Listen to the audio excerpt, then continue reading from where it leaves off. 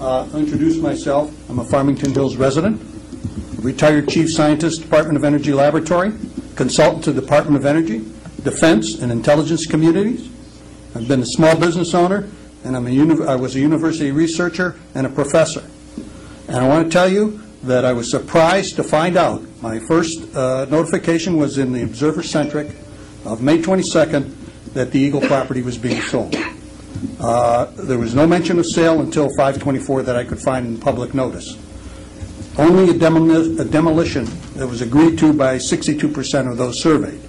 If the school board, my question is, if the school board asked for public comments on demolition, why not on the sale?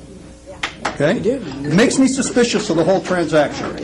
Was there a strategic analysis of what is in the best interests of us taxpayers? I haven't seen it. I called Cheryl Cannon last week. Let me give you little bits of my conversation with her. Too bad she isn't here. I asked her, how did the proposed sale come about? Her answer was, the school attorney brought the offer, initially for $850,000. She asked for an appraisal. She refused to reveal the details of that to me. She said that was not releasable. Unbelievable. The appraisal of a public property is not releasable to the taxpayers. All right? She told the board that they should not sell for less than $1.1 million. I'm sorry.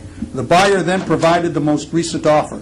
My question is, how come only that potential buyer knew the asking price and not the public? Why was there only one appraisal when no comparables are available? And why wasn't the appraisal provided under the Freedom of Information Act? Even though she refused to give it to me, why wasn't it under that? I then asked her, why wasn't the sale advertised or listed? As a resident of Farmington Hills, I want the school to get the highest price for the property. Her answer was, the school board's attorney told them that they couldn't advertise or open it to bids. That was her statement from you, she said. All right?